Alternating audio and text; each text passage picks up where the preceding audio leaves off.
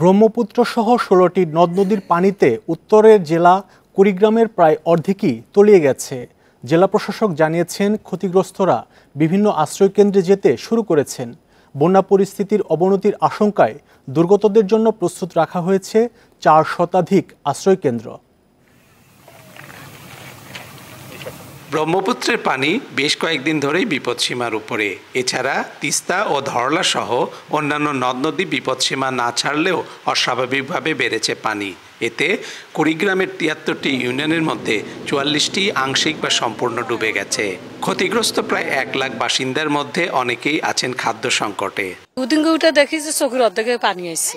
কালকে ফির ঘুমের থেকে উঠে দেখতেছি যে চোখই ডুবে গেছে। আমরা অল্পটুকুলো আমরাও ডুবে গেতাম। খাবার দাবার পাচ্ছি না, কর্ম করতে পারতেছি না, বিভিন্ন কষ্টই চলতেছি। এখন 4 বিঘা বানছি, বাইন্দে ওখানে কিছু নিচে বিছিয়ে ওই জায়গায় এখন বর্তমান রাত কাটা লাগে। জেলা প্রশাসন জানিয়েছে, ঘরবাড়ি ছেড়ে ২৬টি আশ্রয় কেন্দ্রে উঠেছে প্রায় ৩,০০০ মানুষ। উজানের পানিতে আরও এলাকা ডুবে যাওয়ার আশঙ্কায় ৪০৪টি আশ্রয় কেন্দ্রের পাশাপাশি দুর্গতদের জন্য বিভিন্ন ব্যবস্থা নেওয়া হয়েছে। এখন পর্যন্ত আমাদের হিসাবে প্রায় ৮০,০০০-এর মতো মানুষ ক্ষতিগ্রস্ত হয়েছে এবং সেখানে আমরা ৩০০ মেট্রিক টন চাল, প্রায় ১৫ লক্ষ টাকা এবং শুকনো খাবারের প্যাকেট প্রায় ৫,০০০ এরও বেশি শুকনো খাবারের প্যাকেট ইতিমধ্যে বিতরণ করেছি। বন্যা দুর্গতদের মধ্যে প্রসূতি, শিশু আর বয়স্কদের অগ্রাধিকার দিয়ে প্রয়োজনীয় ব্যবস্থা নিয়েছে জেলা প্রশাসন। তাদের নিরাপদ আশ্রয়ে সরিয়ে নিতে বিভিন্ন ঘাটে প্রস্তুত রাখা হয়েছে অন্তত ১৫০ নৌকা। Hasibur Rahman, independent news, Kurigram. সিলেট সুনামগঞ্জে বন্যার পানি নামার সাথে সাথে স্পষ্ট হয়ে উঠছে ভয়াবহতার চিত্র। খাবার ও ত্রাণ সংকটের পাশাপাশি ক্ষতিগ্রস্ত ঘরবাড়ি মেরামত নিয়েও দেখা দিয়েছে উদ্বেগ, উৎকণ্ঠা।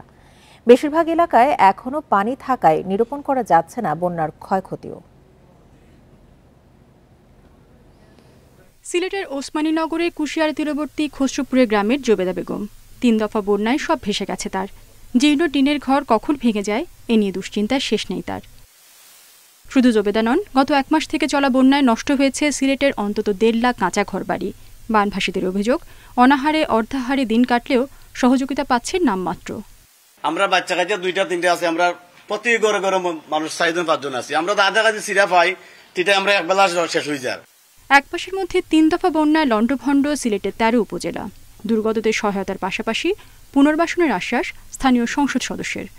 সিলেট জেলা পুনর্বাসন উন্নয়ন প্রকল্প, সেটা আমি ডিও দিয়েছি স্থানীয় সরকার মন্ত্রীর কাছে। এটা স্থানীয় সরকার প্রধান প্রকৌশলীর কাছে প্রেরণ করেছেন। সেটার ব্যাপারে আমরা কাজ করতেছি। এদিকে বন্যায় পুরো সুনামগঞ্জ জেলায় ভেঙে পড়েছে যোগাযোগ ব্যবস্থা। প্রত্যন্ত অনেক এলাকায় সড়কে পায়ে হাঁটাও কঠিন হয়ে পড়েছে। ভুক্তভোগীরা বলছেন, ২ বছর আগে ভয়াবহ বন্যার ক্ষতই সারেনি বেশিরভাগ সড়কে।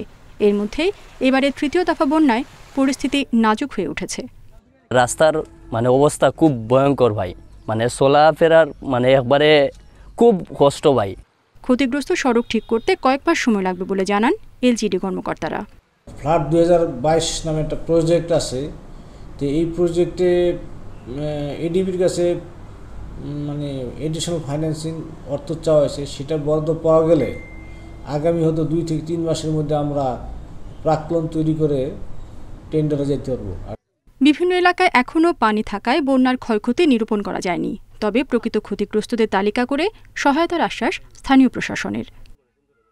রেশমি নন্দী, ইন্ডিপেন্ডেন্ট নিউজ। বন্যা পরিস্থিতি নিয়ে আরও জানাতে সিলেট থেকে যোগ দিয়েছেন আমাদের সহকর্মী রানা মজুমদার। রানা, বন্যার পানি নামার পর ক্ষয়ক্ষতি স্পষ্ট হয়ে উঠছে, কোন কোন এলাকা বেশি ক্ষতিগ্রস্ত হয়েছে?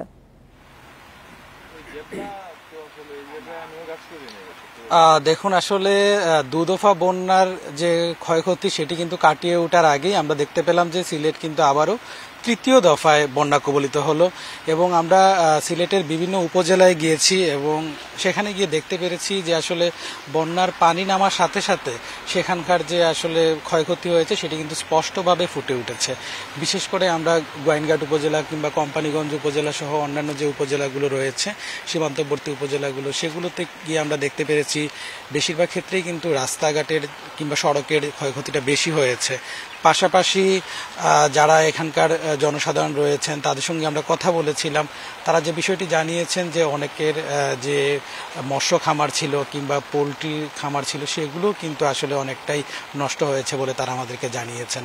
এবং আপনি জানেন যে 2022 সালে কিন্তু সিলেটে স্মরণকালের ভয়াবহতম কিন্তু বন্যাটি হয়ে যায় এবং সেই বন্যার কবলে পড়ে অনেকেই কিন্তু নিঃস্ব হয়ে পড়েন এবং তারা ভেবেছিলেন যে সেই ক্ষয়ক্ষতি কিন্তু পুষিয়ে উঠবেন ধীরে ধীরে, অনেকে ধার দেনা করে কিন্তু সেই প্রক্রিয়াটি চালাচ্ছিলেন। কিন্তু এবারকার বন্যায় কিন্তু তারা আবারও ক্ষতিগ্রস্ত হলেন।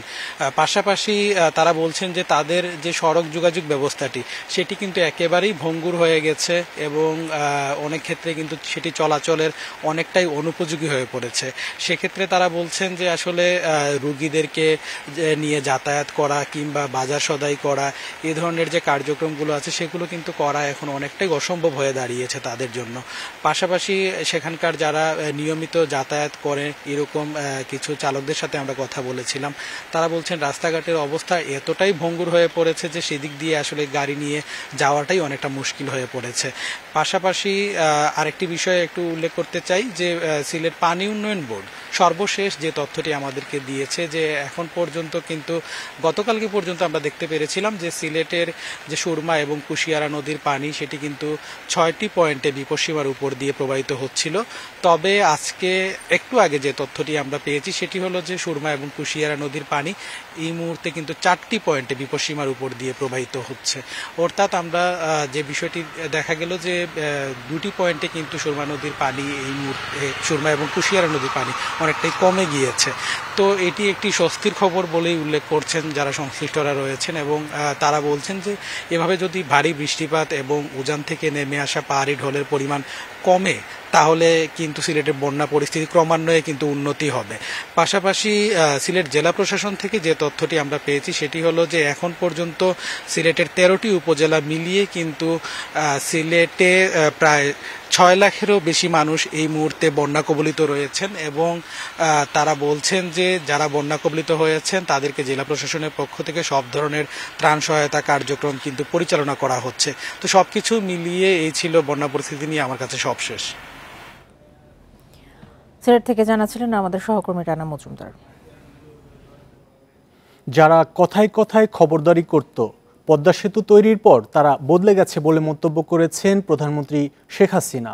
শুক্রবার বিকেলে পদ্মা বহুমুখী সেতুর সমাপনী অনুষ্ঠানে একথা বলেন প্রধানমন্ত্রী। তিনি বলেন, আত্মসম্মান বিক্রি করে নয়, নিজের টাকায় পদ্মা সেতু নির্মাণ করায় বিশ্বের বুকে বাংলাদেশের মর্যাদা প্রতিষ্ঠা হয়েছে। 2001 সালে ভিত্তিপ্রস্তর স্থাপন করা হলো রাজনৈতিক পট পরিবর্তনে থমকে যায় পদ্মা সেতুর নির্মাণ কাজ। 2009 সালের পর আবারও উদ্যোগ নেওয়া হয়। তবে 2012 সালে দুর্নীতির অভিযোগ তুলে অর্থায়ন থেকে সরে যায় বিশ্ব ব্যাংক। এরপর 2015 সালে শুরু হয় নিজস্ব অর্থায়নে পদ্মা সেতু নির্মাণ কাজ। মূল কাজ শেষে স্বপ্নের এই সেতু উদ্বোধন করা হয় 2022 সালের 25 জুন। এবছরের 30 জুন শেষ হয় পুরো পদ্মা সেতু প্রকল্পের কাজ। প্রকল্পের সমাপনী উপলক্ষে শুক্রবার মুন্সিগঞ্জের মাওয়া প্রান্তে আয়োজন করা হয় সুধী সমাবেশের। সমাবেশে প্রধানমন্ত্রী বলেন, পদ্মা সেতু নির্মাণ বন্ধে দেশি বিদেশি ষড়যন্ত্র হয়েছে।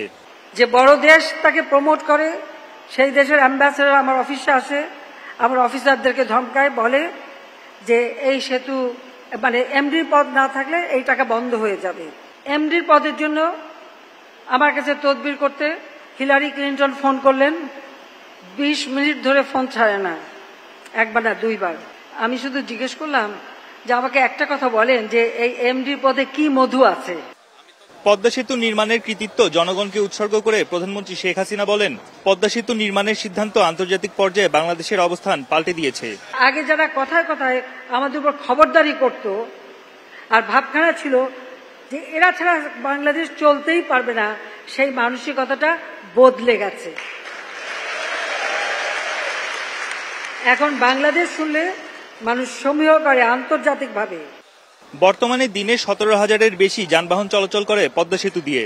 উদ্বোধনের পর থেকে এখন পর্যন্ত 1,661 কোটি টাকা টোল আদায় হয়েছে পদ্মা সেতু থেকে।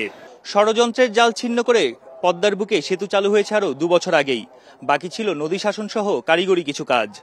বরাদ্দকৃত টাকার চেয়েও প্রায় 1,500 কোটি টাকা কমে শেষ হলো পুরো নির্মাণ কাজ।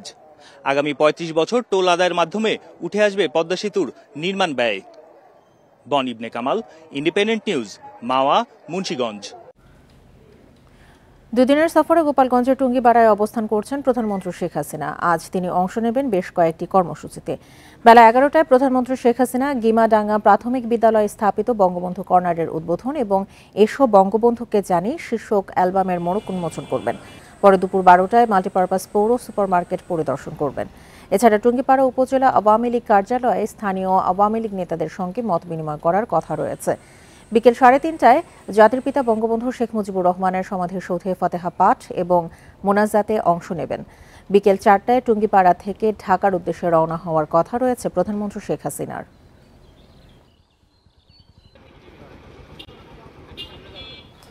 প্রধানমন্ত্রী গোপালগঞ্জ সফর নিয়ে আরও জানাতে যুক্ত হচ্ছেন আমাদের সহকর্মী প্রসূন কুমার মণ্ডল। প্রসূন, আজকে প্রধানমন্ত্রীর সফর নিয়ে বিস্তারিত কি তথ্য আছে আপনার কাছে?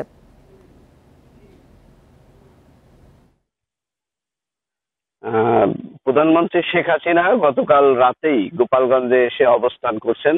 তার নিজ বাসভবনে রাত্রি যাপন করেছেন। তার আগে তিনি গোপালগঞ্জে টুঙ্গিপাড়া পৌঁছে জাতির পিতা বঙ্গবন্ধু শেখ মুজিবুর রহমানের সমাধিসৌধ কমপ্লেক্সে ফুল দিয়ে শ্রদ্ধা জানিয়েছেন। এরপরে আজ শনিবার তিনি 11টায় বিভিন্ন কর্মসূচিতে যোগ দেবেন। প্রথম কর্মসূচি হচ্ছে বঙ্গবন্ধুর স্মৃতি বিজড়িত যে স্কুল জিটি সরকারি প্রাথমিক বিদ্যালয়, এই বিদ্যালয়ে মুজিব কর্নার উদ্বোধন করবেন এবং এই স্কুলের শিক্ষার্থীদের মত বিনিময় করবেন এবং শিক্ষা উপকরণ বিতরণ করার কথা রয়েছে তার। এরপরে তিনি টুঙ্গিপাড়ায় নবনির্মিত পৌর মার্কেট পরিদর্শন করবেন। পরিদর্শন শেষে তিনি স্থানীয় টুঙ্গিপাড়া আওয়ামী লীগ অফিসে স্থানীয় নেতাকর্মীদের সঙ্গে মত বিনিময় করবেন বলে দলীয় সূত্রে আমরা জানতে পেরেছি। তবে জেলা প্রশাসন আমাকে জানিয়েছেন যে প্রধানমন্ত্রী শেখ হাসিনার এই 2 দিনের সফর নির্বিঘ্ন এবং নিরাপদ করতে আইন শৃঙ্খলা বাহিনীর পাশাপাশি বিভিন্ন ধরনের নিরাপত্তার ব্যবস্থা জোরদার করা হয়েছে। ইতিমধ্যে গোপালগঞ্জ শহর থেকে শুরু করে বিভিন্ন গুরুত্বপূর্ণ স্থানে চেকপোস্ট বসানো হয়েছে। সেখানে পুলিশ বাহিনী বিভিন্ন গোয়েন্দা সংস্থার লোকজন থেকে তল্লাশি চালাচ্ছে। এই প্রধানমন্ত্রীর এই আগমনকে কেন্দ্র করে স্থানীয় নেতাকর্মীদের ভিতর একটি উৎসাহ উদ্দীপনা সৃষ্টি হয়েছে। প্রধানমন্ত্রী যতবারই গোপালগঞ্জে আসেন নেতাকর্মীরা উজ্জীবিত হয়ে ওঠেন। তারা প্রধানমন্ত্রীকে স্বাগত জানাতে রাস্তার দুধারে বা বিভিন্ন স্থানে তোরণ নির্মাণ করে তাকে স্বাগত জানান এবং সরাসরি বঙ্গবন্ধু সমাধিসৌধ কমপ্লেক্সে গিয়েও তারা প্রধানমন্ত্রীকে স্বাগত জানান। এই ছিল গোপালগঞ্জে প্রধানমন্ত্রী শেখ হাসিনার সফর নিয়ে 2 দিনের সফরের সর্বশেষ। প্রধানমন্ত্রী গোপালগঞ্জ সফরের সবশেষ তথ্য জানাচ্ছিলেন সহকর্মী প্রসূন কুমার মণ্ডল। রোগীর কোমর ব্যথা রোগ সারাতে 9টি ওষুধ দেয়া হলো ফার্মেসি থেকে। তবে সুস্থতার বদলে আরও বেশি অসুস্থ হয়ে পড়েন রোগী সুকণ্ঠ মণ্ডল। বর্তমানে আইসিইউতে ভর্তি সুকণ্ঠের 2টি কিডনি নষ্ট বলে জানিয়েছেন চিকিৎসক। স্বজনদের দাবি ওষুধের পার্শ্ব প্রতিক্রিয়ার কারণে মৃত্যু পথযাত্রী সুকণ্ঠ মণ্ডল। 15 জুন কোমর ব্যথা নিয়ে প্রত্যাশা ফার্মেসিতে যান কৃষক সুকণ্ঠ মণ্ডল। ফার্মেসি মালিক প্রসূন বালা তাকে প্রেসক্রিপশন ও ওষুধ দেন। গোপালগঞ্জের মুকসুদপুরের জলির পাড় বাজারে এই ফার্মেসি। প্রেসক্রিপশনে দেখা যায় সুকণ্ঠকে 9 ধরনের ওষুধ দিয়েছেন প্রসূন বালা। এর মধ্যে মিথোট্রেক্স 10 নামে একটি ওষুধ সকালে ও রাতে খেতে বলা হয়। ওষুধ খাওয়ার পর সুকণ্ঠের শরীরে বিভিন্ন স্থানে ফুসকুড়ি ওঠে। এমনিতেই সে কালো লোক একদম পুড়ে গেছে, কালো হয়ে গেছে শরীর ওষুধ খাওয়ার ওই রিয়াকশনে। তারপরে পুরো গালের ভিতরে পুরোটাই ঘা হয়ে গেছে। প্রথমে ফরিদপুর ও পরে অবস্থার অবনতি হওয়ায় সুকণ্ঠকে রাজধানীর বারডেম হাসপাতালের আইসিইউতে ভর্তি করা হয়। চিকিৎসকেরা জানান 2টি কিডনি অকেজো হওয়ায় তার ডায়ালাইসিস চলছে। ডাক্তার বলল ওই ওষুধ খেয়ে লিভার ফাংশন নষ্ট হয়েছে, কিডনি নষ্ট হয়েছে, আর গতরের হাড়েরও প্রবলেম আছে। আর্থ্রাইটিস ও ক্যান্সার চিকিৎসায় ব্যবহার হয় মেথোট্রেক্স। এই ওষুধ দেওয়ার আগে নিতে হয় নানা সতর্কতা। সপ্তাহে একটি ট্যাবলেট খাওয়ার নিয়ম হলেও সুকণ্ঠকে দেওয়া হয়েছে দিনে 2টি। যে কোয়াক ওষুধটা দিছে এবং যেই ওষুধ লিখছে আমি দেখলাম, এগুলা প্রত্যেকটাই তো অনেকটা তো হোমিসাইড টাইপের, মানে কিলিং অফ এ পেশেন্ট।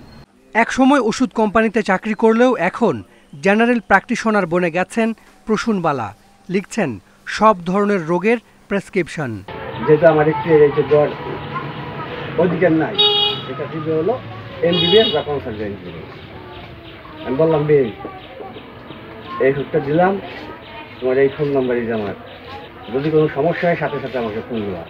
ভুল চিকিৎসার বিচার চেয়ে জেলা প্রশাসক ও পুলিশ সুপারের কাছে অভিযোগ দিয়েছে সুকণ্ঠের পরিবার। Hasan Misbah, independent news, Dhaka. রাজশাহীর বাঘা উপজেলা আওয়ামী লীগের সাধারণ সম্পাদক বাবুল হত্যা মামলার প্রধান আসামি পৌর মেয়র আক্কাস আলী সহ 5 জন গ্রেপ্তার হয়েছে। শুক্রবার রাতে তাদের ঢাকা থেকে গ্রেপ্তার করে গোয়েন্দা পুলিশ। পৌর মেয়র আক্কাস আলীর বিরুদ্ধে 22টি মামলা ও 17টি সাধারণ ডায়েরি রয়েছে। এ বিষয়ে পুলিশ বলছে, বাঘা থানার একটি হত্যা মামলায় মেয়র আক্কাস আলী সহ 5 জনকে গ্রেপ্তার করা হয়েছে। তাকে বাঘা থানা পুলিশের কাছে হস্তান্তর করা হয়েছে। 22 জুন বাঘা উপজেলা পরিষদ চত্বরের সামনে পৌর মেয়র আক্কাসের অনিয়ম, দুর্নীতি ও স্বেচ্ছাচারিতার বিরুদ্ধে মানববন্ধন করে বাঘা উপজেলা আওয়ামী লীগ। এ সময় পৌর মেয়রের নেতৃত্বে ওই মানববন্ধনে হামলা চালানো হয়।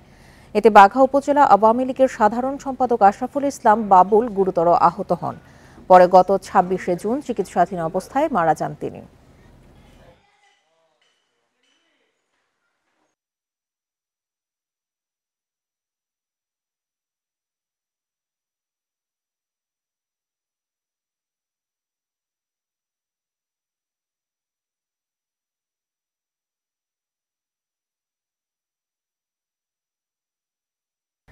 দুই সপ্তাহের ব্যবধানে প্রকারভেদে চালের দাম কেজিতে বেড়েছে 2 থেকে 10 টাকা পর্যন্ত। মিল মালিকদের দাবি, ধান সংকট ও ধানের দাম বেশি হওয়ার কারণে চালের দাম কিছুটা বেড়েছে। আর খুচরা ব্যবসায়ীরা বলছেন, সংকট নয়, অটোমিল মালিকদের কারসাজির কারণে নিয়ন্ত্রণে নেই বাজার। যশোরে ঈদের আগে প্রতি কেজি বাসমতি চাল বিক্রি হয় 74 টাকায়, এখন তা বেড়ে হয়েছে 84 টাকা। এছাড়া প্রকারভেদে 2 থেকে 6 টাকা পর্যন্ত বেড়েছে মিনিকেট, আটাশ, কাজললতা, স্বর্ণা সহ বিভিন্ন চালের দাম। কৃষি বিভাগের হিসাবে গত মৌসুমে যশোরে 11 লাখ মেট্রিক টন ধান উৎপাদন হয়েছে, যা স্থানীয় চাহিদা মিটিয়ে 4 লাখ মেট্রিক টন উদ্বৃত্ত। চালের দাম বৃদ্ধির জন্য অটোমিল মালিকদের কারসাজিকে দুষছেন খুচরা ব্যবসায়ীরা। এখন ধানটা কালেকশন করবে দাম বেশি দিয়েই কালেকশন করবে এবং তার থেকে অনেক মুনাফা অর্জন করবে। তাদের হাতে যখন চলবে, তাদের কন্ট্রোলে যখন ধানটা চলে আসবে।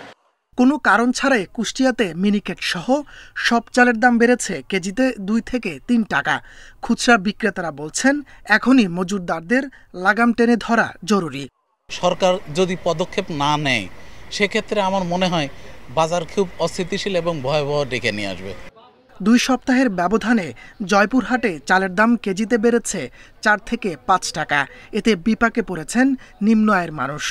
এখন ধানের মৌসুম, কেন যে এটা চালের দাম বাড়ছে এটা আমরা নিজেও বুঝতে পারছি না। নওগাঁর বাজারে প্রতি কেজি স্বর্ণা 50 টাকা থেকে 53, কাটারি 60 থেকে 64 এবং জিরা 60 থেকে বেড়ে 63 টাকায় বিক্রি হচ্ছে। ঈদের আগে এবং পরে মিল কারখানা বন্ধ থাকা এবং বৈরী প্রাকৃতিক আবহাওয়ার কারণে পাইকারি বাজারে 1 টাকা থেকে 2 টাকা বৃদ্ধি পেয়েছে। দিনাজপুরের খুচরা ব্যবসায়ীরা বলছেন, মিলগেটে 50 কেজির প্রতি বস্তা চাল 150 থেকে 200 টাকা বেশিতে কিনতে হচ্ছে, অথচ এবার জেলায় 8 লাখ টন চাল উদ্বৃত্ত রয়েছে। তাপস সরকার, ইন্ডিপেন্ডেন্ট নিউজ। ভরা মৌসুমে লক্ষ্মীপুরের মেঘনায় মিলছে না কাঙ্ক্ষিত ইলিশ। দিন রাত নদী চষে যে মাছ ধরা পড়ছে তা দিয়ে খরচ তোলা কঠিন বলছেন জেলেরা। তবে বৃষ্টিপাত বাড়লে পর্যাপ্ত ইলিশের দেখা মিলবে বলে আশা মৎস্য বিভাগের। লক্ষ্মীপুরের আলেকজান্ডার থেকে চাঁদপুরের ষাটনল পর্যন্ত মেঘনার ১০০ কিলোমিটার এলাকায় ইলিশের অভয়াশ্রম। ভরা মৌসুমে নদী চষে বেরিয়েও ধরা পড়ছে না কাঙ্ক্ষিত ইলিশ। খালি হাতে ফিরতে হচ্ছে অনেক জেলেকে। মাছের অভাবে এইসব এলাকায় ছোট বড় প্রায় ৩০টি মাছ ঘাটে অলস সময় পার করছেন আড়তদাররা। ইলিশের দুর্দিনে হতাশ জেলেরা নদীতে নামতেও আগ্রহ হারাচ্ছেন। আমাকে কষ্ট হইতেছে না, আমরা নদীতে যা যদি মাছ না পাইতাম কষ্ট হইতেছে না। তো আমাকে এই যে কিস্তি আছে ফ্যামিলির সংসার চালাইতে চালাইবে কি দিয়া। ফরেস্ট অভিযানের সময় আপনার ইন্ডিয়ার জেলেরা আসে, সাগরে আসে মাছগুলো নিয়ে যায়। আমাদের দেশের আইনের ব্যবস্থাপনা ইন্ডিয়ার জন্য কম। গত বছর এই সময় ১ কেজি ওজনের ইলিশ ১২০০ থেকে ১৩০০ টাকায় বিক্রি হয়েছে। এবার তা হয়েছে ১৭০০ থেকে ২০০০ টাকা। কাঙ্ক্ষিত মাছ না পাওয়ায় দাদনের টাকা পরিশোধ নিয়ে চিন্তায় পড়েছেন জেলেরা। হার কমছে এবং দাম বৃদ্ধি পাচ্ছে। এর পিছনের কারণ হলো জ্বালানি তেলের মূল্য বৃদ্ধি, নদীর নাব্যতা কম, মাছের সংকট। ইলিশ মাছের দাম প্রচুর বাড়ে। আমাদের সন্দেহ হতেছে সিন্ডিকেটের কারণে বাড়তেছে, এটা আমাদের ক্রয় ক্ষমতার বাইরে। নদীতে ডুবোচর ও নাব্যতা সংকটের কারণে ইলিশ চলাচলের বাধার সৃষ্টি হয়। এজন্য প্রচুর বৃষ্টিপাত ও পানি বাড়লে ইলিশ ধরা পড়বে বলে আশা মৎস্য কর্মকর্তার। জুন জুলাই মাসে ইলিশ মাছ একটু কম দেখা দেয়, আর আগস্ট সেপ্টেম্বর অক্টোবর থেকে মাছটা বেশি ধরা পড়ে। তা আমরা ইনশাল্লাহ আশা রাখি আগস্ট সেপ্টেম্বর অক্টোবরে ইনশাল্লাহ আমরা আশানুরূপ ইলিশ আমাদের জেলেরা পাবে। জেলায় নিবন্ধিত জেলে ৪২,০০০, এর বাইরে আছে আরও অন্তত ১০,০০০। এদের সবাই মেঘনায় মাছ শিকারের উপর নির্ভরশীল। Independent news. এ নিয়ে আরো জানাতে লক্ষ্মীপুর থেকে যোগ দিয়েছেন আমাদের সহকর্মী আব্বাস হোসেন। আব্বাস, এই ভরা মৌসুমেও এবার ইলিশের আকাল দেখা যাচ্ছে, এটা কি স্বাভাবিক কিনা এই সময়? আর মৎস্য বিভাগ থেকে এই বিষয়ে কি বলছে?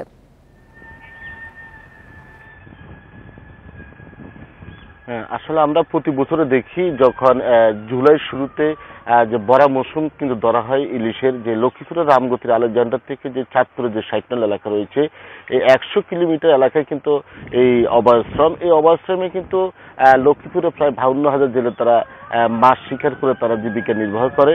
তবে গত কয়েকদিন ধরে কিন্তু কোনোভাবেই জেলেদের যে নৌকা সেখানে কিন্তু মাছ পাওয়া যাচ্ছে না।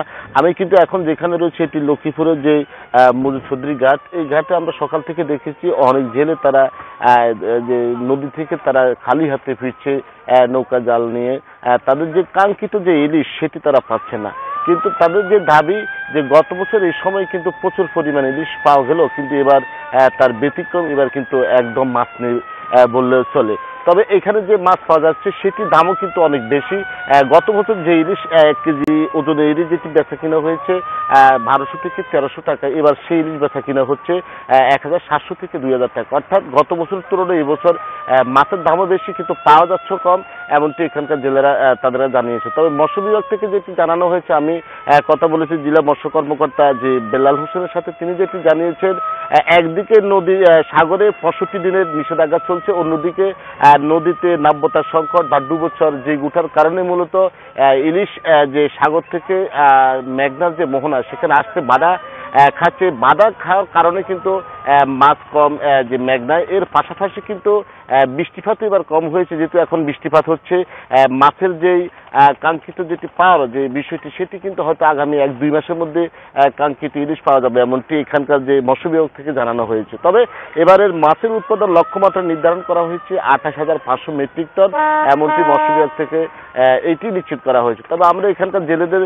সাথে আলাপ করেছি, তারা যেটি জানিয়েছেন তারা রাত দিন ২৪ ঘন্টা তারা নদীতে ব্যস্ত সময় পার করছেন। এক একটি নৌকায় ১৫ থেকে ২০ জন করে তারা যে জেলে থাকেন, কিন্তু যে পরিমাণ মাছ পাওয়া যাচ্ছে ২ থেকে ৩,০০০ টাকা বা ৫,০০০ টাকা, সেটা দিয়ে কোনোভাবে তাদের যে ইঞ্জিন চালিত যে তেলের খরচ সেটি উঠছে না বলে তারা এমনটি জানিয়েছেন। তো আসলে কিন্তু যে যদি এই ইলিশ এখন যদি না পাওয়া যায়, তাহলে যে জেলেদের যে অলস সময় যে রামগতি আলেকজান্ডার থেকে যে চাঁদপুরের অর্থাৎ আমাদের যে অভয়াশ্রম হিসাবে যে ৩০টি মাছঘাট রয়েছে সেখানে তারা অলস সময় পার করছেন।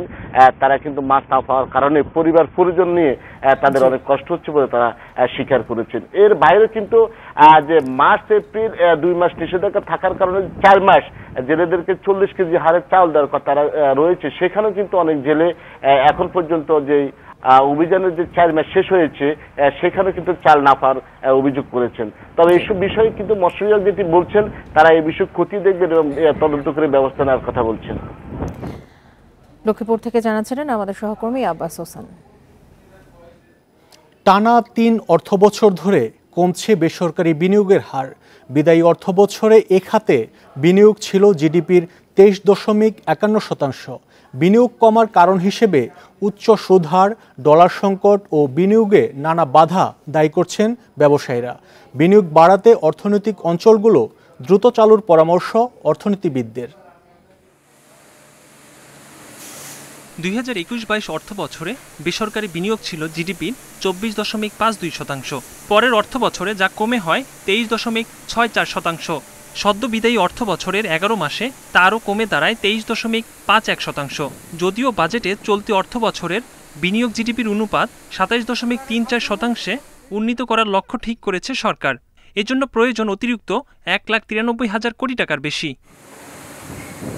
বিশ্লেষকরা বলছেন, উচ্চ মূল্যস্ফীতির কারণে মানুষের ভোগ ব্যয় কমেছে, যার প্রভাব পড়েছে সামগ্রিক উৎপাদনে। বেসরকারি খাতের গ্যাস বিদ্যুতের নিশ্চয়তা, ব্যাংক সুদহার কমানো ও বিনিয়োগ বান্ধব পরিবেশ পেলে বিনিয়োগ বাড়বে। আমাদের যেসব সমস্যা আছে এগুলো যদি আমরা অ্যাড্রেস না করি তাহলে কী হবে, আমরা কিন্তু ইনভেস্টমেন্ট পাবো না। এই লিড টাইমটাকে কভার জন্য আমাদের লজিস্টিক্সটাকে ঠিক করতে হবে, আমাদের পলিসির স্ট্যাবিলিটি করতে হবে, যেটা আমি বারবার বলছি। আরেকটা জিনিস আছে আমাদের ইনভেস্টমেন্টের জন্য, যেটা আমাদের লোকাল ইনভেস্টমেন্টের জন্য বেশি দরকার, সেটা হচ্ছে আমাদের ব্যাংকিং সেক্টরে সাফিসিয়েন্ট আপনার মানি থাকতে হবে। সরকার ঘাটতি বাজেটের অর্ধেকেরও বেশি পূরণ করে ব্যাংক ঋণ নিয়ে। চলতি অর্থ বছর 1,37,500 কোটি টাকা ঋণ নেওয়ার লক্ষ্য সরকারের। ব্যাংক থেকে সরকার বিপুল অর্থ নেয় শিল্পে বিনিয়োগ বাধাগ্রস্ত হচ্ছে বলে মত অর্থনীতিবিদদের। যেটা নাকি জিডিপির অংশ হিসেবে আমরা দেখি, তাহলে কিন্তু সেটা প্রাক্কলন করা হয়েছে 33% থেকে এটা প্রায় 27% মতো। এটা ব্যবসায় যে পরিবেশ, বিনিয়োগের যে পরিবেশ, আমাদের যে ওয়ান স্টপ সার্ভিস অ্যাক্ট, সেখানে যেগুলো আমরা উদ্যোক্তাদেরকে দেব বলেছি সেবা, সেগুলো নিশ্চিত করতে হবে। বিনিয়োগ বাড়াতে বিভিন্ন ক্ষেত্রে অনিয়ম, দুর্নীতি ও জটিলতা দূর করার পাশাপাশি বন্দরের সক্ষমতা বাড়ানোর তাগিদ সংশ্লিষ্টদের। একরামুল ইসলাম, ইন্ডিপেন্ডেন্ট নিউজ, ঢাকা। এ ছিল এখনকার সংবাদে।